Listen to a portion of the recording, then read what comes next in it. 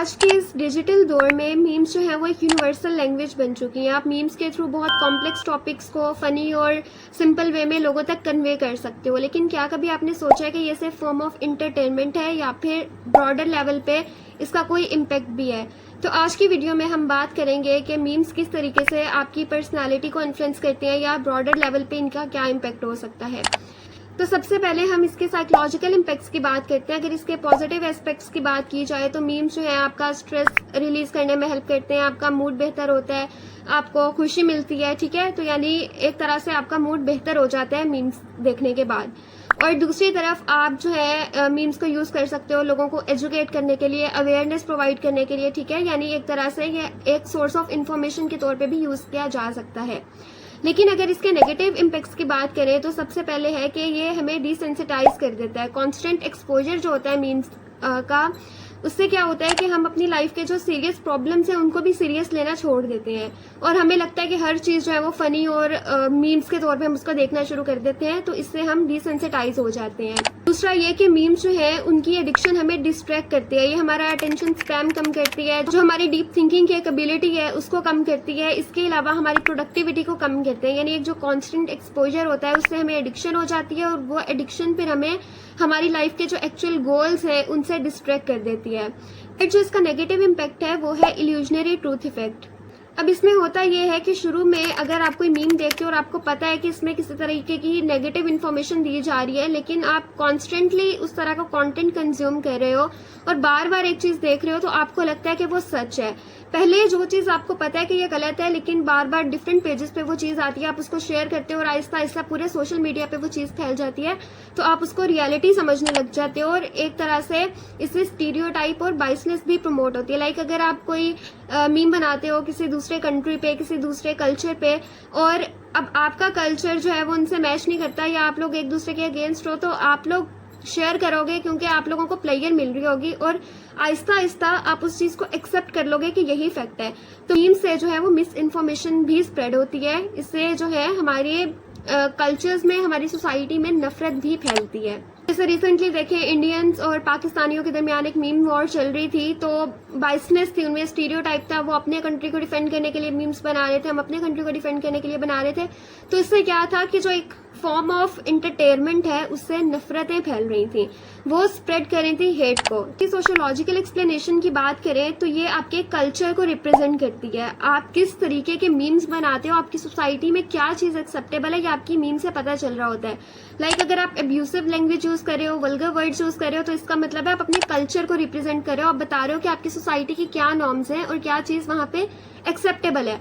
अगर तो आपकी सोसाइटी में इस तरह की मीम्स चल रही हैं जहां पे गालियां दी जा रही हैं, बदतमीजी की जा रही है और लोग उसको शेयर कर रहे हैं, पसंद कर रहे हैं, तो इसका मतलब है आपकी सोसाइटी जो है वहां पे मॉरल वैल्यूज को देखने की जरूरत है, वहां पे किसी तरह का क्राइसिस चल रहा है, ये चीज नॉर्मलाइज नहीं होनी चाहिए।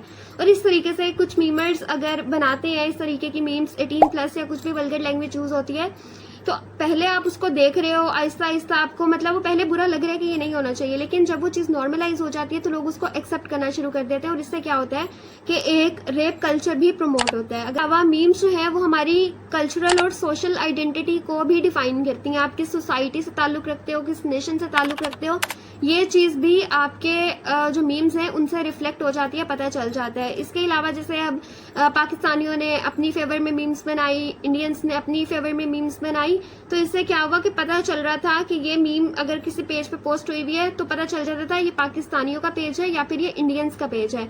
तो आपकी जो आइडेंटिटी है वो मीम्स के थ्रू पता चल जाती है। मीम सिर्फ एक फॉर्म ऑफ एंटरटेनमेंट नहीं है, बल्कि ये आपकी आइडेंटिटी को भी डिफाइन करती हैं। इसके अलावा मीम्स जो है वो आपके कल्चरल कैपिटल को भी रिप्रेजेंट करती है। कल्चरल कैपिटल क्या होता है कि किसी भी सोसाइटी के लोगों के पास जो नॉलेज होता है, जो स्किल्स होती हैं, वो उनका कल्चरल कैपिटल होता है।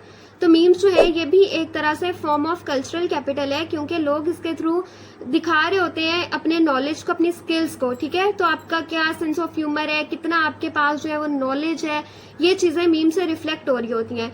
तो अब आप देख लें, अगर तो आपका सेंस ऑफ ह्यूमर अच्छा है, आप बगैर वल्गर लैंग्वेज यूज किए लोगों को नॉलेज प्रोवाइड कर रहे हैं या एक फॉर्म ऑफ एंटरटेनमेंट प्रोवाइड कर रहे हैं, या फिर आप सिर्फ वल्गर लैंग्वेज को यूज़ करते हुए मीम्स बना रहे हैं, तो ये आपके कल्चरल कैपिटल को रिफ्लेक्ट करता है कि आप लोग कहाँ स्टैंड कर रहे हैं। जितना आपका सेंस ऑफ ह्यूमर अच्छा होगा और जितना आप अब्यूसिव लैंग्वेज को यूज़ किए बगैर कोई भी मीम बनाएंगे, इसका मतलब है कि आपका कल्चरल कैपिटल उतना ज़्यादा, और जितना आप गलत तरह के वर्ड्स को यूज़ करके फजूल मीम्स बनाओगे, इसका मतलब है कि उतना ही आपका आईक्यू और आपका जो कल्चरल कैपिटल है वो लो है।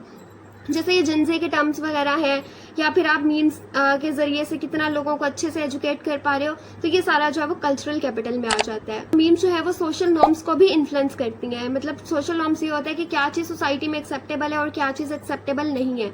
तो जब आप एक मीम शेयर करते हो तो इसका मतलब है कि वो आइडिया जो है वो लोग उसको एक्सेप्ट करें तो आप शेयर कर रहे हो। अगर आप कोई चीज़ शेयर करते हो और आपको जो है फ़ौरन से उस पर जो है वो क्रिटिसाइज करना शुरू हो जाते हैं लोग, तो इसका मतलब है कि वो चीज़ एक्सेप्टेबल नहीं है। अब एक गलत चीज़ आप शेयर करते हो लेकिन आपको कोई इस पर क्रिटिसाइज नहीं करता, तो इसका मतलब ये है कि आहिस्ता आहिस्ता वो चीज़ नॉर्मलाइज हो जाएगी, और इससे क्या होगा कि हमारी सोसाइटी में बुलिंग, हैरेसमेंट, डिसरिस्पेक्ट जैसी चीज़ें जो है वो आम होना शुरू हो जाएंगी। तो तमाम मीमर्स, जब भी आप कोई मीम्स शेयर करते हो तो कोशिश करो कि पहले आप वो देख लो कि वो हमारी सोसाइटी के साथ अलाइन करती हैं या नहीं करती। अगर तो आपको लगता है अलाइन करती हैं तो शेयर करें, और अगर आप कुछ गलत शेयर करते हो और आपको कोई क्रिटिसाइज नहीं करता, तो इसका मतलब है कि आप कुछ ऐसा प्रमोट कर रहे हो सोसाइटी में जो कि सोसाइटी के लिए हार्मफुल है। तो आपके ऊपर एक जिम्मेदारी आयद होती है कि आपने जो है इस चीज़ के लिए आप रिस्पॉन्सिबल हो कि आप सोसाइटी में किस तरह का कंटेंट प्रमोट कर रहे हो। तो बी केयरफुल। बहुत सारे पेजेस पे मैंने बहुत तरह के फजूल मीम्स देखे हैं। इंडियंस की मैं यहाँ बात नहीं करूँगी, वो उनका मसला है, लेकिन पाकिस्तानी सोसाइटी जो है वो हमारा मसला है। और बहुत सारे ऐसे मीम्स शेयर हुए थे जिन पे मैंने कमेंट्स किए थे कि ये चीज़ ठीक नहीं है, इसको प्रमोट नहीं करना चाहिए। लेकिन 2-4 लोगों के इस पर बात करने से कुछ भी नहीं होगा। आपको खुद जो है वो इस चीज़ को देखना है कि आप अपनी सोसाइटी में क्या कंटेंट प्रमोट कर रहे हो।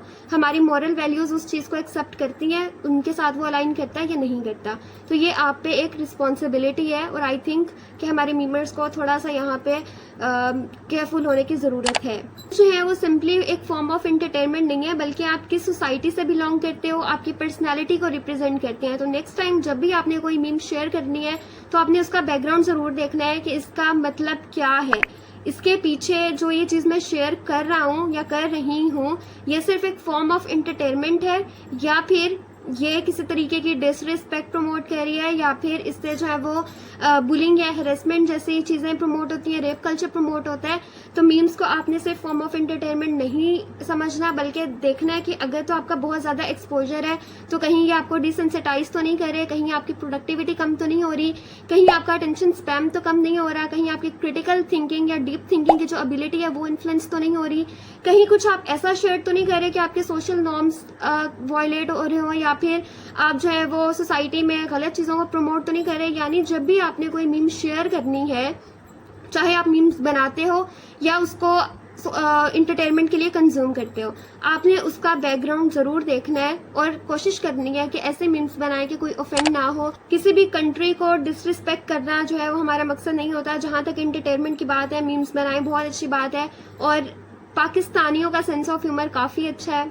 मैं पाकिस्तानियों में इसलिए नहीं कह रही, बल्कि जो मीम्स मैंने कंज्यूम किए हैं, जो कंटेंट मैंने देखे हैं, मैं उसकी बेसिस पे कह रही हूँ। इस टाइम जब भी आपने ये मीम्स देखनी है तो आपने इन चीज़ों का खास ख्याल रखना है। आई होप कि ये जो मीम वॉर चल रही थी इसमें जो कंट्रीब्यूशन मैं दे सकती थी वो मैंने दी, और आई होप कि मीम्स के पीछे की साइकोलॉजी को समझने की कोशिश करेंगे। Thank you.